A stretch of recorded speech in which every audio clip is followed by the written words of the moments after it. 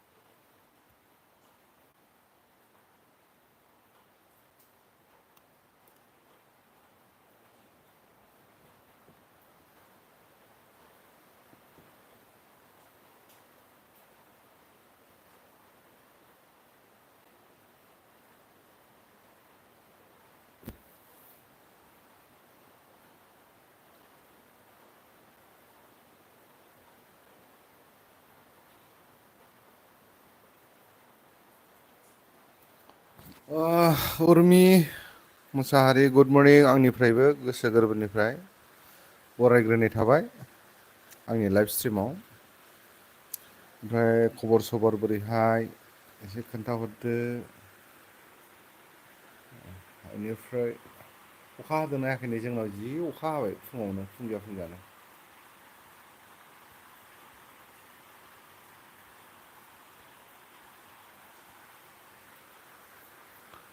नोंसिनाव अखा हादोंना हायाखै?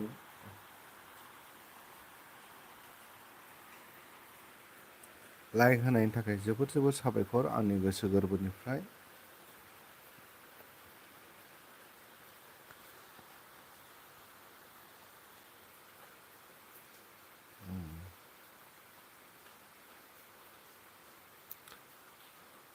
मोजां मा होनदों? मोजां जोब न? दे थेंक इउ। बिदिनो मोजाङै मोजां संसारखौ मोनजालांबाय थानो हाथों आंनिफ्राय साबायखर थादों।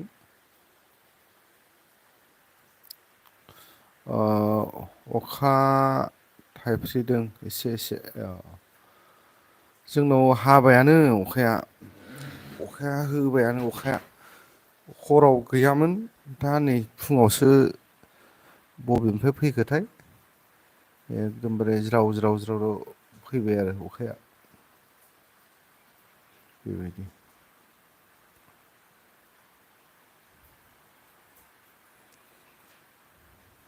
दिनै बाजारमोन जोंना, बाजारा जोबसिगोन दिनै। जेनेबा अखाजों गैला जासिगोन आरो माने खोथाया जाहैबाय बाजारखौसो आसा खालामो नालाय, आंबो दखाननि मानसि नालाय।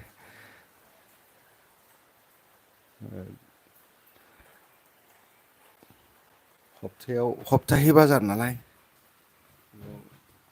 माबा मोनसे जागोन नामा बिदि साननानै लायो आरो हप्ताहि बाजाराव आसा खालामनाया दिनै मोजां जानाय नंला।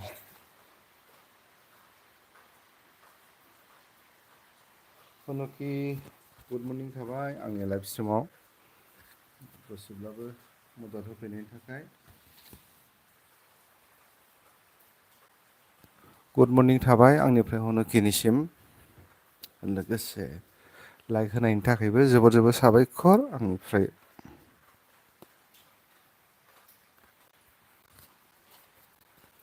अखा हादोंना हायाखै माजबाटाव हनकि? नोंसिनिथिं दा अखा हादोंना हायाखै माजबातथिं?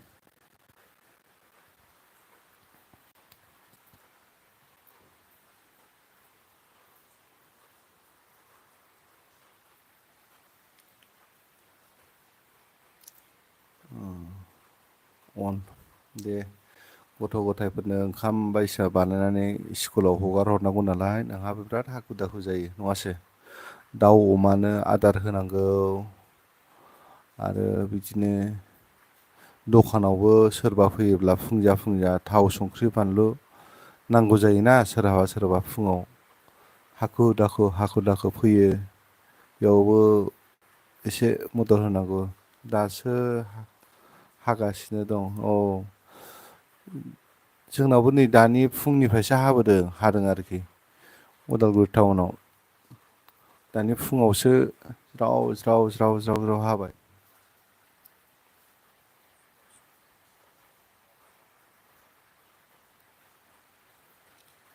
माथो होनबावनो बोथोरखौ जेबो बुंनो हाया। बबे समाव मा एन एस दैमारि ब्लक खुलुमबाय एन एस दैमारिनिसिम आंनि लाइफ स्ट्रिमाव बरायग्रोनानै लाबाय। खबर सबरफोरखौ खोन्थाहरदो अननानै। बेनिफ्राय लाइक होआखैबा लाइक होना होदो अननानै।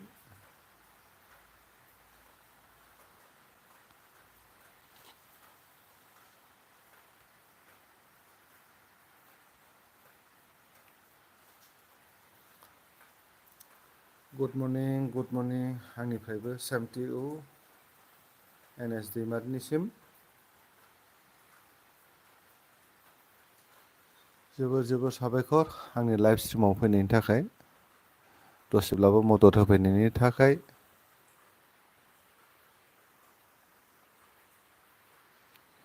ओमफ्राय एन एस दैमारि नों बबेनिमोन एसे खोन्थाहरनो हागोन नामा? बबे जायगानिफ्राय?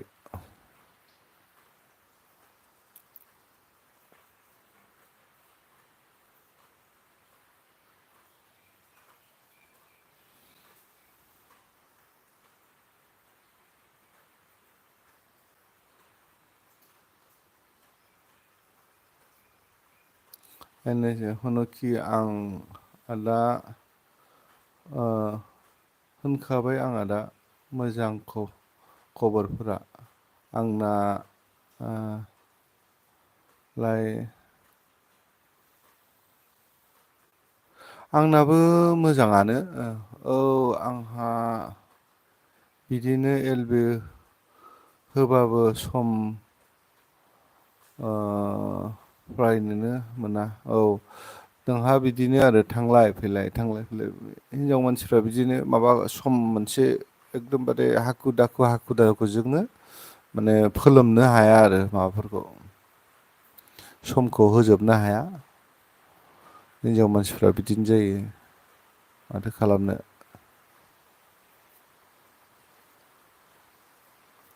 बिराद जारलासो।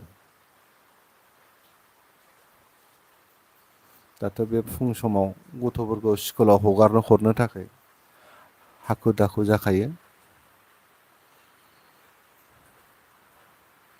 जोंना देरजोबनायखाय बारा माबा गैला जोंना दा कलेजाव थांजोब्बाय नालाय ओंखायनो बारा बिदि माबा गैला आरो आदा उदालगुरि माजबातनि माथो हुनुखि मोनथिंजायनिनो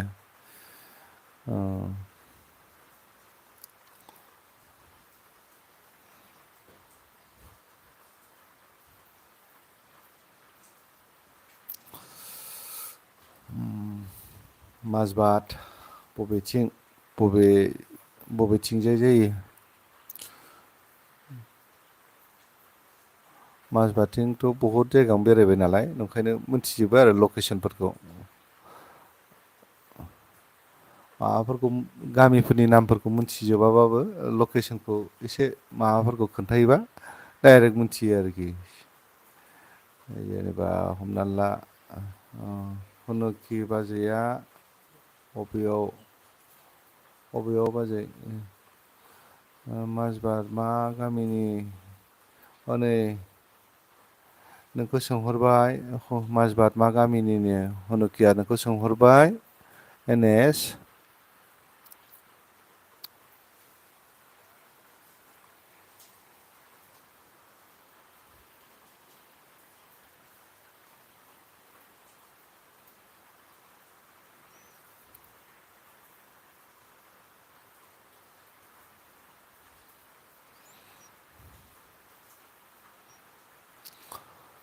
एन नोंना गामिया मा लामाबारि राइट लामाबारि बिथिं मेन रडथिं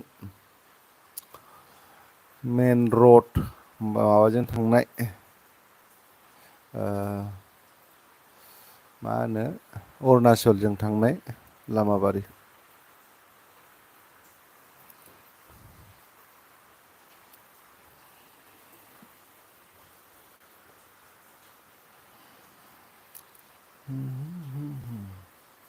लामायाथ' दाबो हाइफाइयानो दं ने बायाखैदां बारा बायला बायलि जायाखैना गोबाव जाबाय दै आं बे लामाबारि लामाजों थाङिया एसे गोबावानो जाबाय आंनालाय नोंनालाय बाजै आंना सोमलिगुरिनो बेहा बाजारनि ओरैहाय सानजाहा सा सानजा आंना सोमलिगुरि सा सानजा जाथारगोन नोंना माजबाद बाजार जानायनि ओरैहाय सा सानजा जानो हागौ बिदि आरो आंना लकेसना नंगौना नङा मिथिला आन्दासावसो बुंलाबायबाय आं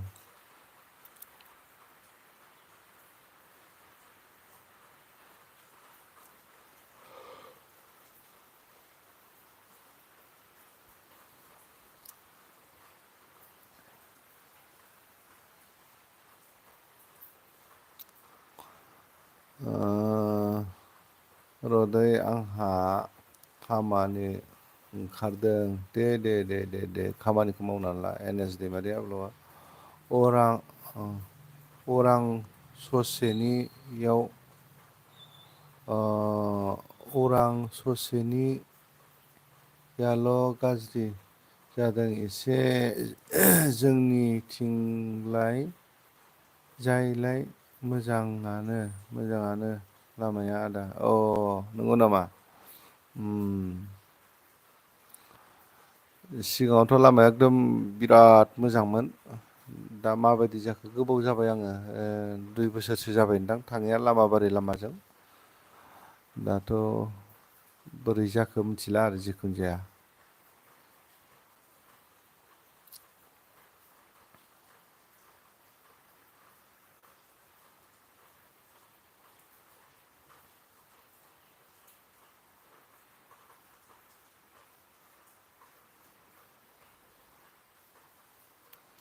हाइनास्रि बर' गुड मर्निं ब्रादार आंनि लाइफ स्ट्रिमाव बरायग्रोना लाबाय हायनास्रिखौ मोजाङानो इसोरनि अननायाव मोजाङैनो दङ देहायाबो थिगानो दङ गासिबो ओमफ्राय नोंहालाय बोरैहाय दङ नोंबो खोन्थाफिनदो अननानै बेनिफ्राय लाइक होनायनि थाखाय आंनि गोसो गोरबोनिफ्राय साबायखर थाबाय आंनि चेनेलखौबो सापर्ट खालाम दो आदा नोंजों लोगो गैखाया होमबा आङो लोगो दंखायोदां माथो र' नायनि दे नोंजोंथ' लोगो थानांगौ होमबाबो दे माबा नायनि दे मनिटर लगायना होनि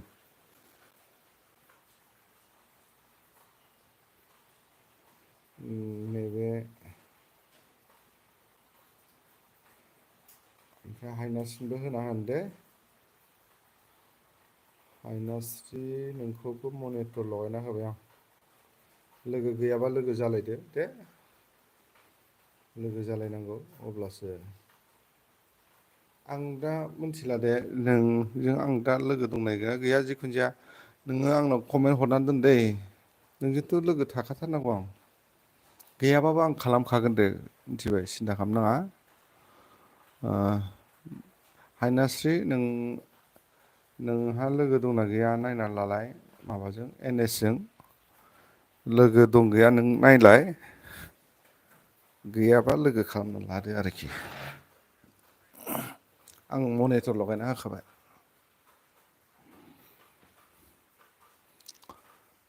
आंबो मोजां दासो खामानि मावखांदों दे दे दे थेंक इउ। एन एस जोंहा नैबे हायनार्सजों लोगो दङ। जाय जाय लोगो गैया अना जादो। जादो दे सोरां सोरां बारांनो नंगौ दा दे लोगो खालामहरलायदो।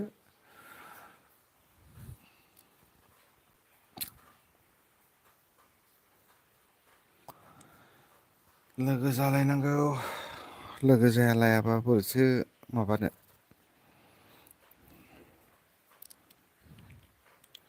लोगो जाबासो माबाखौ मोनगोन ना गोथाव गोथावखौ। ओमफ्राय मा मा ओंख्रि संनो नाजाखो जोंहा हायनास्रि माबायाव दा फुंनि ब्रेकफास्टफोर मा जाखो?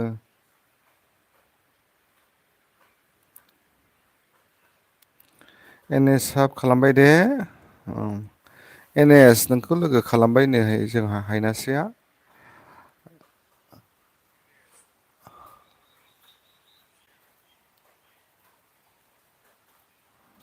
नोंखौ लोगो खालामबायनो एन एस जे जोंहा हायनास्रिया। थेंकिउ आंबो खालामबाय। दे नोंखौ लोगो खालामहरफिनबायनो जोंहा। माखासे बैजों लोगो दंना गैया माबाजों हनुकिजों लोगो दंना गैया नायना लालाय। हुनुकिजों लोगो दंना गैया हायनास्रि? जुदि लोगो गैयाबा हुनुकिजोंबो खालामना ला। हन'किजों बे खामानि मावबाय थादों। सिन्था खालामनाङा बेयो लोगो खालामहरफिनखायो हनुकिया। जुदि गैयाबा खालामनानै ला।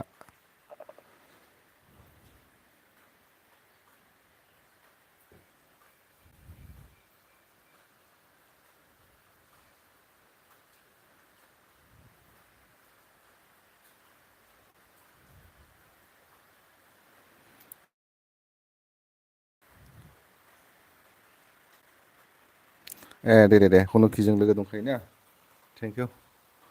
लोगो थालायनांगौ नङाबाथ' आरो माथो होनबावनो। लोगोफोर फैनो गोनांफोर दंबावोमोन। नै जोंहा लक्समिता लक्समिता फैबाय गुड मरनिं। नैबे लक्समिताजों दंना गैया? गुड मरनिं थाबाय आंनि लाइफ स्ट्रिमाव फैनायनि थाखाय जोबोर जोबोर साबायखर लक्समितानिसिम। गुड मरनिं आब' लक्समिता। जाहा लक्समिताखौ मरनिं हरबाय। जोबोर जोबोर साबायखर लक्समितानिसिम। बेनिफ्राय खबर सबरफ्रा बोरैहाय? लक्समिया अन थाबाय खामानि मावनि आं। गाइसमोन दे दे। दं आदा लाइभ नायबाय थादों आं आदा। आब' लक्समितानिखौ नंगौ नामा मोजां दे। ओमफ्राय लाइक होदो लाइक होआखैबा लक्समितानिसिम आङो खावलायहरनाय थाबाय।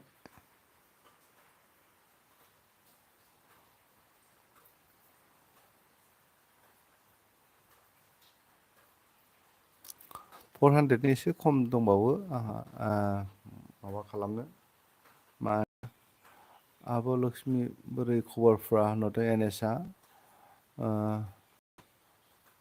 मा होनदों मानोथो हानि हानिफ्राय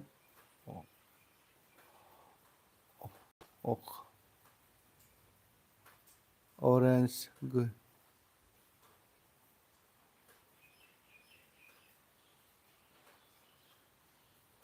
खाथियाव थांनांगौ आं बुजियाखै दै मा होनखो नोङो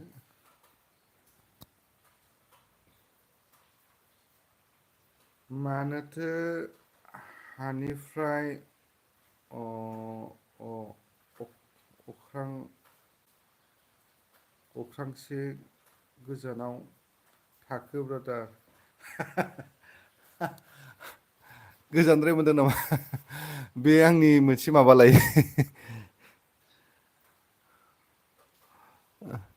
आंखौ नुजोब हरनायनि आरो ओमफ्राय आं मा होनबावनो मोजां खबर आंनि मोजांनो जोंना माबाया लाक्समिदे हानिफ्राय अख्राङाव थानाय बायदि मोनदों नामा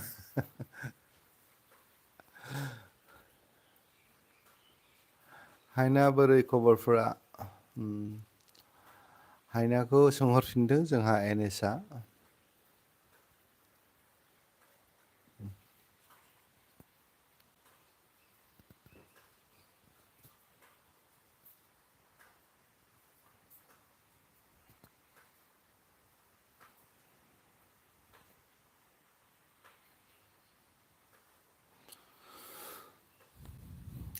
खबर सबरफ्राथ' गासिबो थिगानो दङ बेनिफ्राय अखा हादोंना हायाखै लक्समिता नोंसिनिथिं ओमफ्राय मोजां दे एनएस आंखौ सिनायखायोमोन नामा सोरखौ सोंखो एनएसखौ एनएसआ मोजां दे एनएस नों आंखौ सिनायखायोमोन नामा सिनायखायोमोन नामा नोङो एनएस जोंहा हायनाखौ हायनाखौ सिनायखायोमोन नामा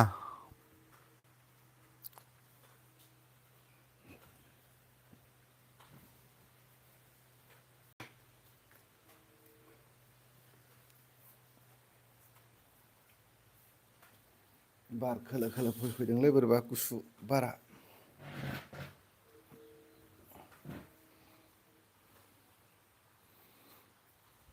अखा हानायजों बोरैबा गुसु बार फैबाय थादों हायना बहानि नों आरो मा गामिनि दे जोंहा खोन्थाहरदो आंबो खोनासंनोसै हायना नोङो बबेनि मा लकेसननि एसे खोन्थाहरदो नै जोंहा एनएसआ खोन्थादों आंबो सोंनो बावदोंमोन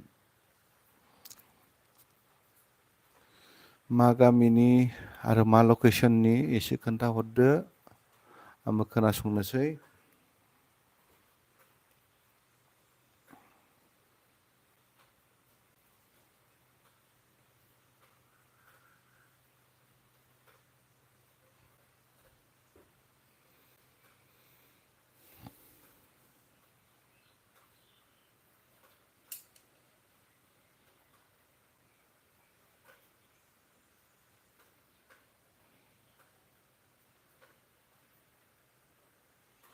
आं बिस्वनाथ सारिआलि राइट आं सिगाङावबो सोंखांखानायखासो मा गामिनि होननानै सिगांफ्राव आरो आं बिस्वनाथ सारियालिनि बुथ सम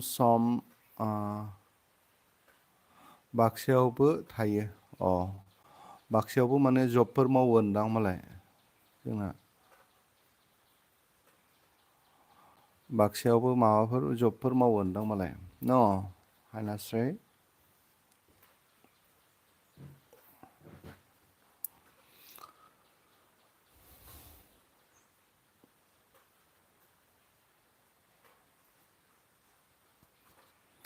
बिस्वनाथ डिस्ट्रिक्ट जाबावबायसो बिस्वनाथआ मोजां मोनदों आं बिस्वनाथखौबो गाज्रि मोनाखै जायगाखौ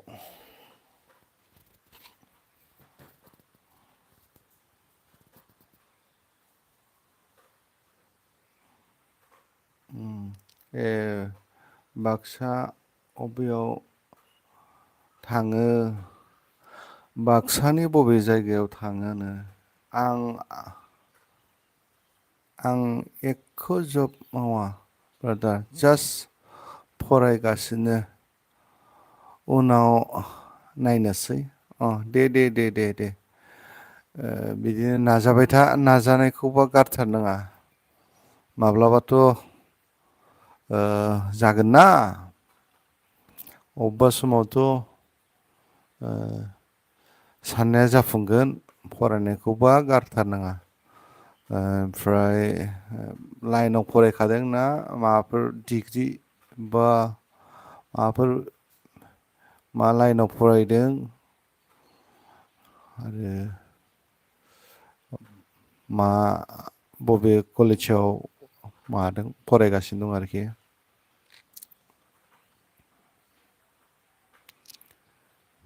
दे मोजां फराय इसोरा अराय नोंजों लोगोसे थाथोंसै हायना नै जोंना धन्यबाद हरबाय एन एस आ इसोरा नोंजों सानफ्रामबो हेफाजाब होदों होननानै जोंना एन एस आ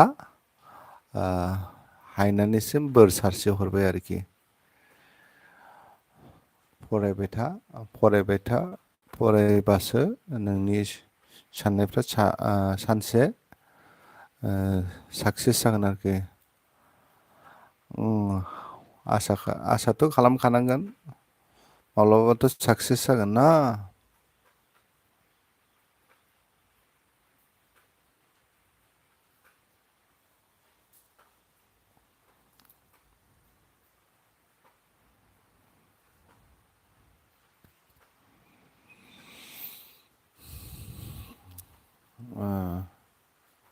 बेसेयाव मायाव फरायो बेसेबाङाव फरायो एसे खोन्थाहरबावदों नै जोंहा एन एस आ सोंहरबावदों मायाव फरायो बेसेबाङाव फरायो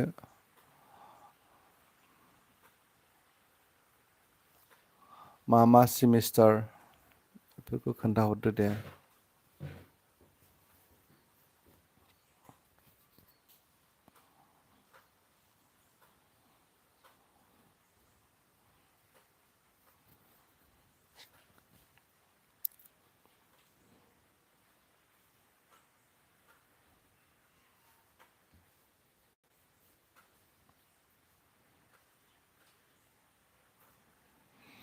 हायनास्रि अननानै कमेन्ट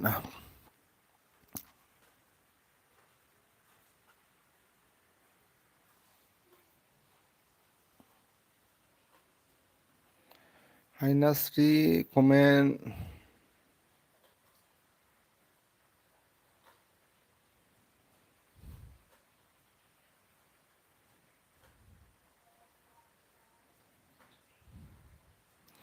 मायाव फरायनो मा बेखौ सोंहरदो जोंना एन एस आ एसे खोन्थाहरफिनबावदो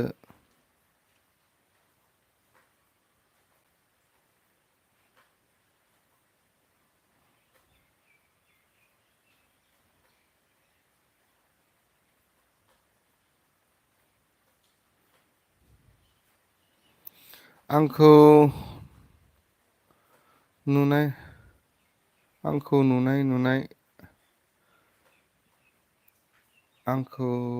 नुनाय आब' सिनाय मोननाय बादि मोनदों आं हायना नोंखौ सिनायहां मोनदोंनो नै एन एस आ हयथ' एन एस आ बेयाव अबेबा लोगो मोनफ्लांबायदोंलाय खोमा माबायाव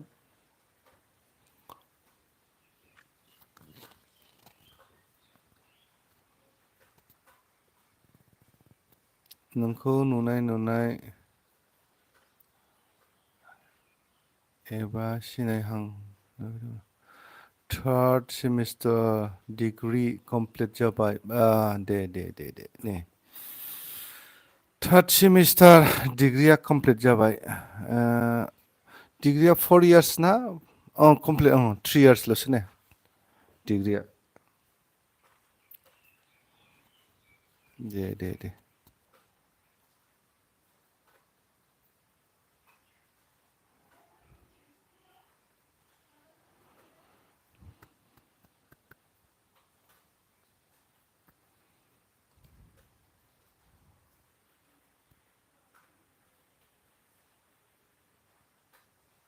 ग्रेजुवेट कमप्लिट जाबाय। एन एस बहाबा नुदों जानांगौ। लोगोथ' मोननो हागौ बबेबा जायगायाव। बबेबा माबाफोर नुदोंबो जानो हागौ। माब्लाबाथ' बिदिनो सौग्राव सौसि जायो नालाय। माब्लाबा आबसुनि कनफारेन्सआव, माब्लाबा साहित्यनि कनफारेन्सफ्राव, माब्लाबा बिदिनो सौग्राव सौसि जायो आरोखि। बिदिथ' जागोन माब्लाबा सौग्रावनाय जायो। हायनानिया बेसेबांसो दावखोखो माबाया माबाया चेनेलाव फैफिनसै बेसेबांसो दावखोखो नोंना चेनेला? आरो देलाय खोन्थालाय, आं दा नैबिदियाव नायनो हाया नालाय। उनाव नायफिनबावसिगोन आं हायना नोंनि माबाखौ प्रफाइल्सखौ चेक खालामगोन। बेनिफ्राय बेसेबांसो दावखोनानै दङ आरो बेसेबांसो नांबावगौ देलाय एसे खोन्थालाय नोंनि माबाया हायनानिया माबाया मन' जाखांबाय नामा नोंना मन' जाबाय नामा हायना चेनेला?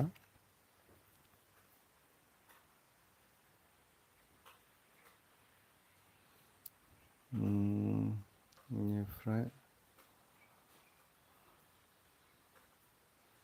आगोलाव आंना चेनेल दंमोन दंनाया, बे गोदानसो। आगोलना मामोन चेनेला, मा नाममोन? आं गोसोआव थानो हागौ, आंजोंबो लोगो दंमोन खोमा। आगोलना मा नाम मोनलाय चेनेलनि नामा? आंथ' नोंखौ सिगाङावबो लोगो मोनखांखाथारबाय चेनेलनि गेजेरजों आरो सोंखांबायबो आं सिगाङाव नोंखौ।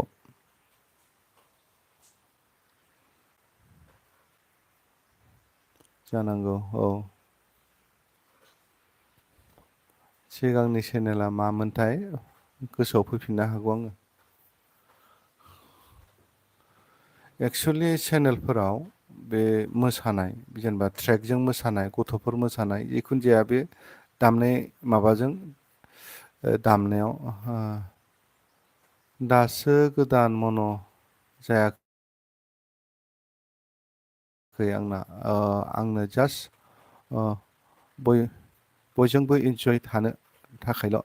नङा नङा नङा बिदि नङा, इन्जय थानो थाखायल' नङा, बे जालांखायो एकदमबारे बिदिल' सानाङा बेखौ कमारसियेलावबो ला, बे जालाङो आरो।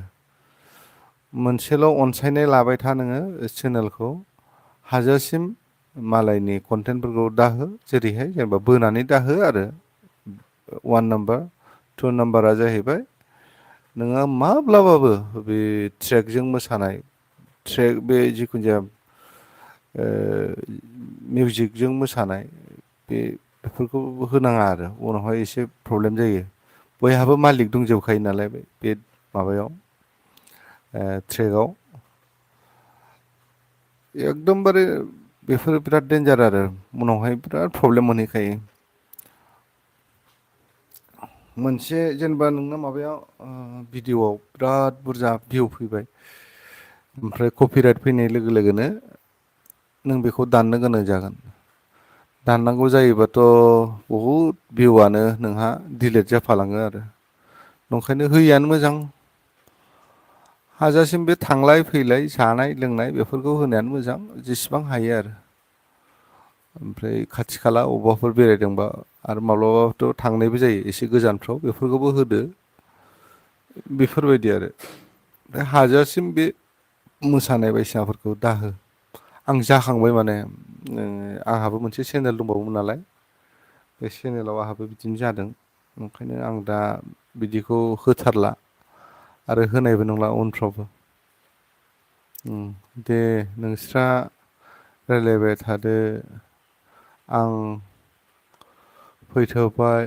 दे थेंकिउ आंखौ दसेब्लाबो मदद होफैनायनि थाखाय। आंनि गोसो गोरबोनिफ्राय साबायखर थाबाय आरो फरायनाय बायदिसिनाफ्राबो मोजाङै मोजां आवगायलांबाय थानो हाथों होननानै आंनिफ्राय बोर सारस्रिहरनाय थाबाय दे। बिदिनो लोगो मोनबाय थागोन सम सम नोंबो लाइभ होबा आंबो थांथारगोन दै हायना आं खोथा होनाय थाखाबाय।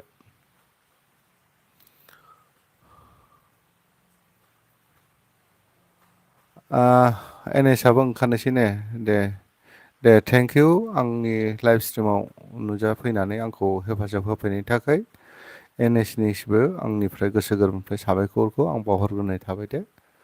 आं दसे थाबावनोसै आं खमसे खम जेनेबा 8थासिम थानानै आंबो बिदाय लागोन आरोखि।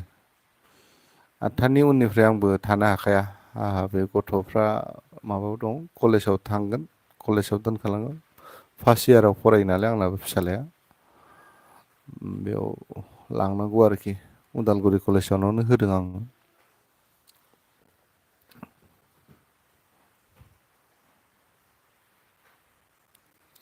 उफाय गैया 400 WT नांबावथारगौ नालाय आंनो ओंखायनो थाथ'थारनांसिगोन उफाय गैला।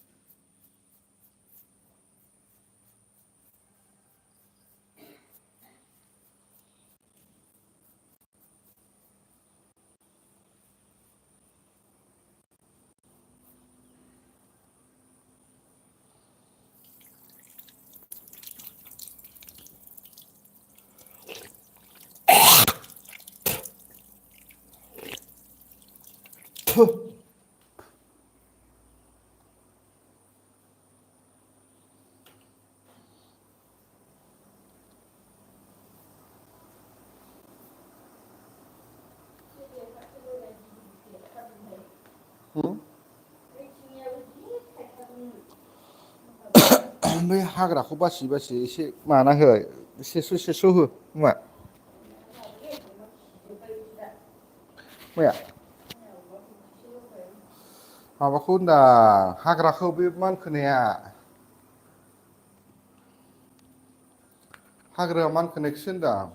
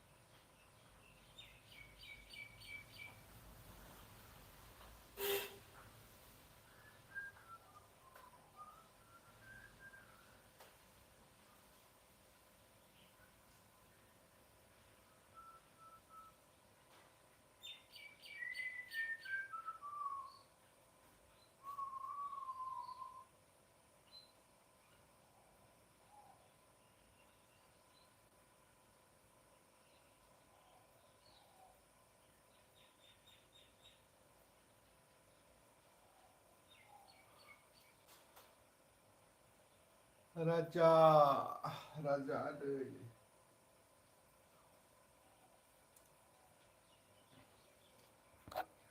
खुलुमबाय राजा आदै खौरांफ्रा थिगानो ना राजा खौरांफ्रा माबायसा दोङो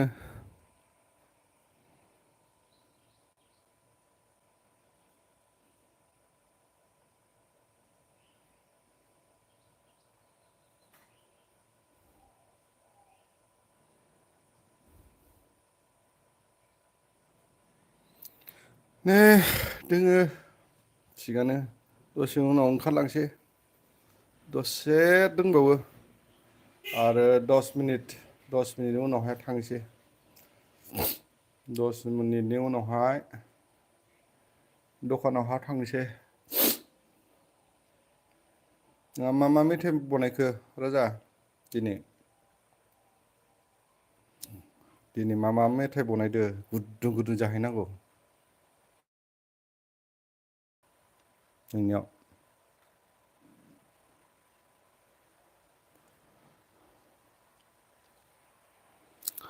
गोथाव जाहैनांगौ रे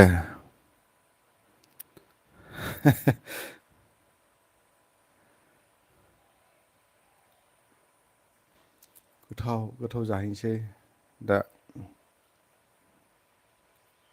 फुङावहाय नांगौ नोङो नै बिराद लोगो दोंसोयोमोन फुङाव बिराद लोगो हायदोंमोन नोङो लोगो खालामनो हायोमोन आरो फुङावहा नों लोगो खालामनायखौ बोरै खालामनांगौ मिथिगोन ना मिथियाथाय लोगोखौ बोरै खालामनांगौ मिथियोना मिथिया बोरै खालामोबा लोगो खालामनो हायो मैयाबो सानैसो नोंखौ जि बुंबाय थादोंमोन आं लोगो खामहर होननानै नोङो ब्लदसो खारलांबाय रे खुराङा बेसो जाबाय आरो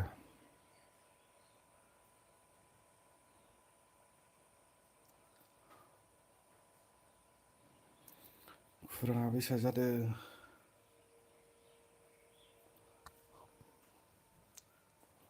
खुराङानो बावलाबायसासो जाबाय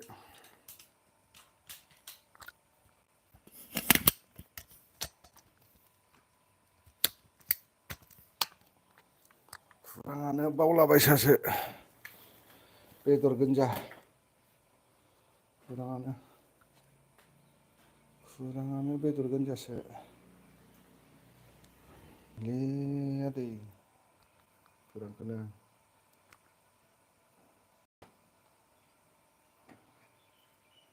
माथो आगानसे मोननो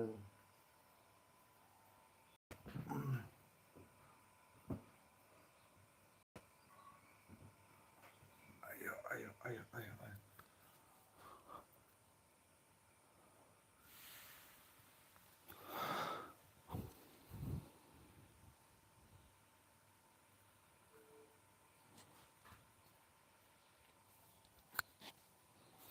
मा मा मेथाइ बनायखो होनदोंलै राजा मा मा मेथाइ बनायदो दिनै सिंग्राया मोनबाय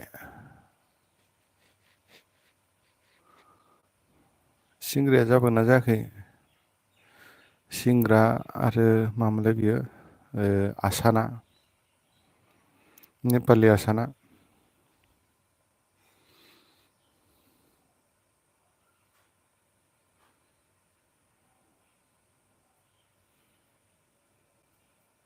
ए बना जाबाय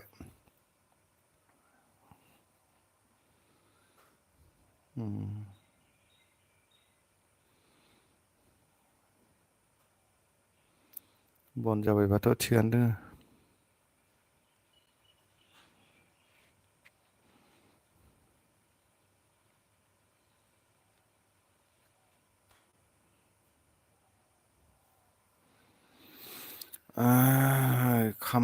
खाम जानो लेंहराखैलै दाबो खाम जानो मोनबाथाय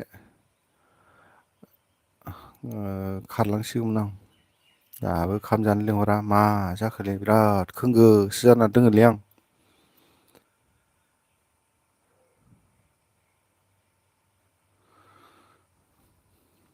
नोंना खैजोनसो जानानै दोङो राजा माबाया फ्रेन्डआ लोगोआ माबा जाबाय ना जायाखै दाहाय लाना हायलाय माबाखौ नोंनि मबाइलखौ आं नायनि दे नोंनि मबाइलखौ नायनि आङो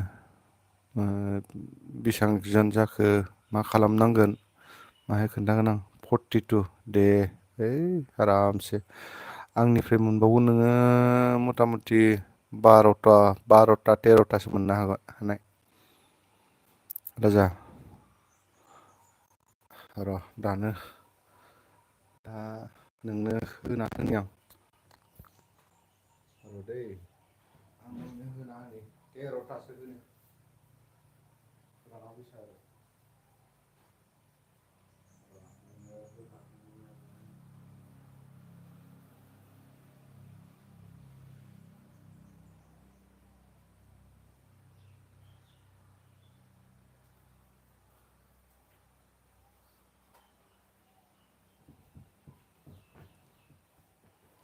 रदि राजा नोंनो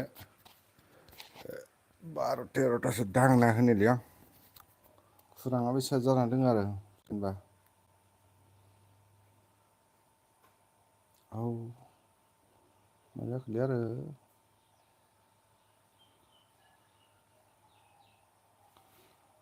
मानो बेसे जाखो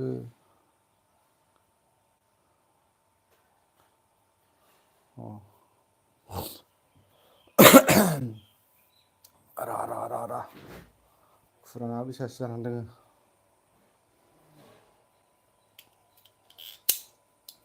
र' खुरांखौ मिलायहोनांगोन ना खुराङा बोरैबा बोरैबासो जानानै दंबाय थायो रदि आदै खुराङा ओरैबायसा रे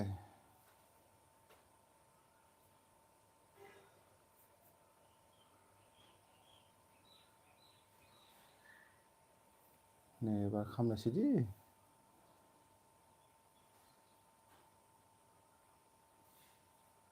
राजा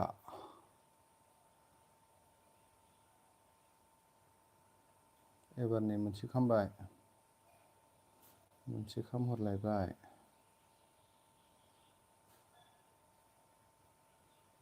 राजा मोनसे खामहरबाय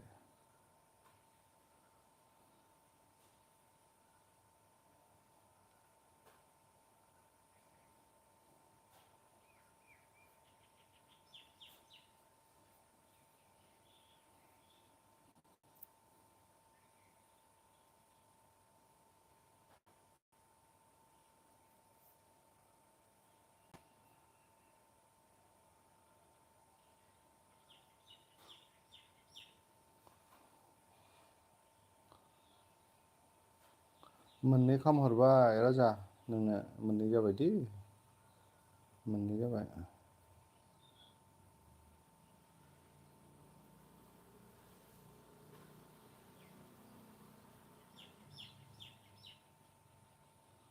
मोननै जाबाय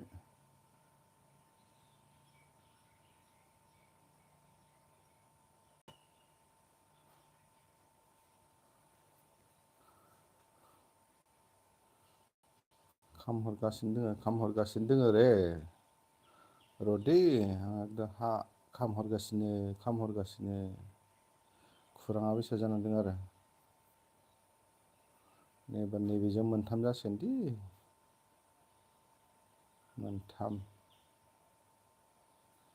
मोनथाम दांहरबाय खुराङा मोनथाम हरबाय रे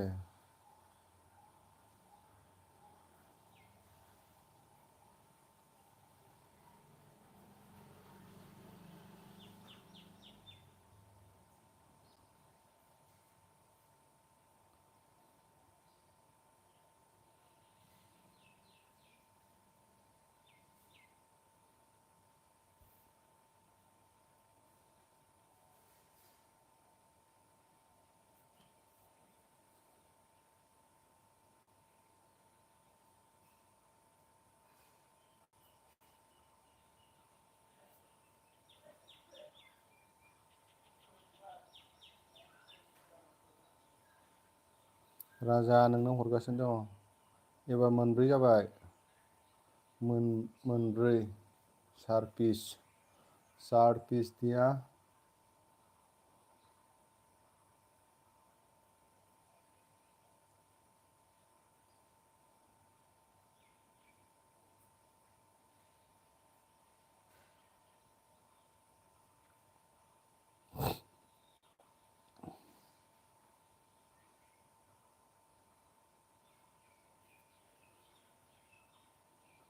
मोनब्रै हरबाय, नैजों मोनबा जासिगोन। मोनबा मोनबा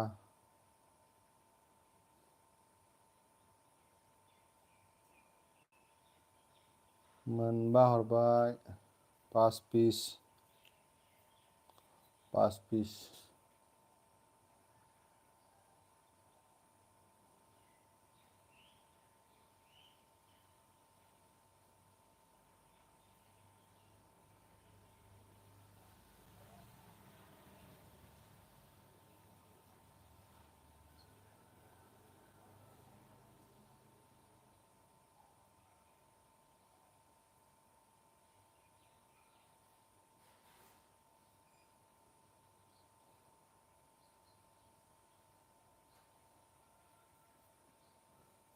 पास पिस नैबेजों 6 पिस जासिगोन।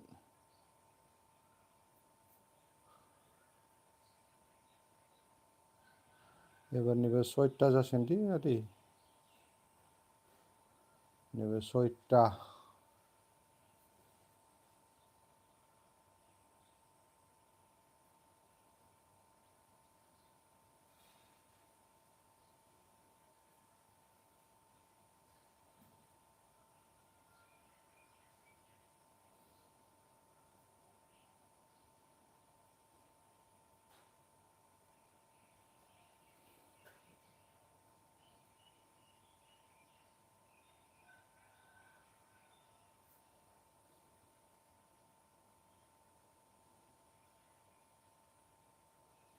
एबार 7टा 7टा।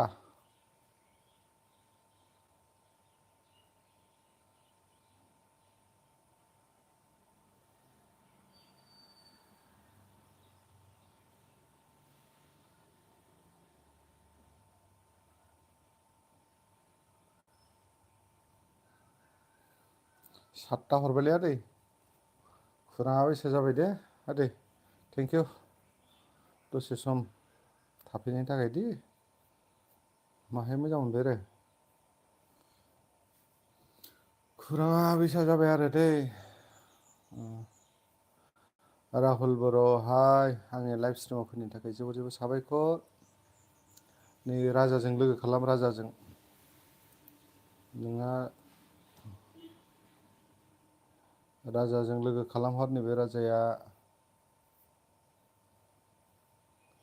राजा बेखौ लोगो खालामहर हायोबा, राहुलखौ।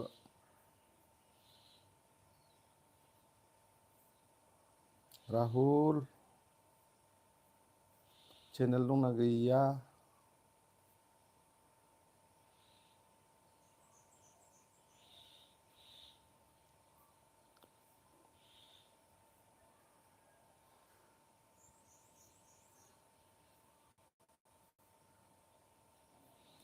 राहुलखौ खामहरबाय दे, दे खुरां गैया।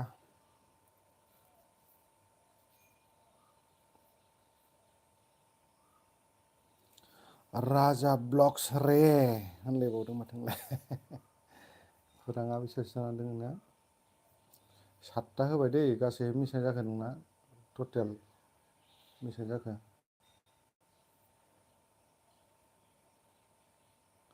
7टा आइडि हरबाय आरो आं।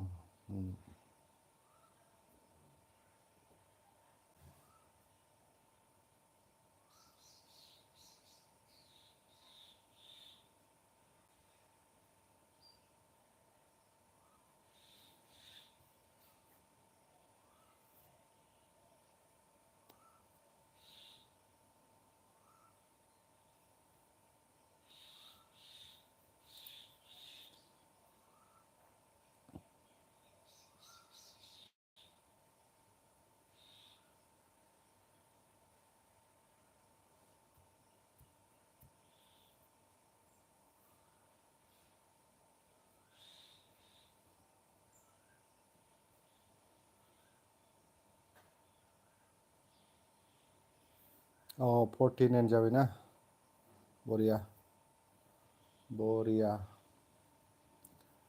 आर खामनो हाबावगोन र' बहुद दंबावो मोनगोन लोगोफोर बहुद दोङो नोंनो आं फोरोंगोन र' नोंनो र' दाहाय आंनि दखानाव हायलाय दे दसेबाबो हाय आं थिग खालामना होगोन नोंनो खौराङा बायसा जानांगौ दे दोनथ'नोसै ने